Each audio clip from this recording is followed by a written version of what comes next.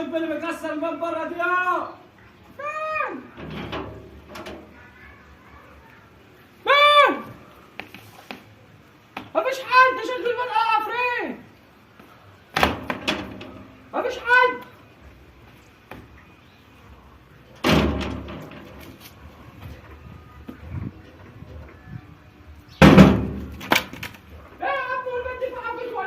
اطلع لي يا شباب اشوف مين اللي بره اقول له لو جاي يدردق.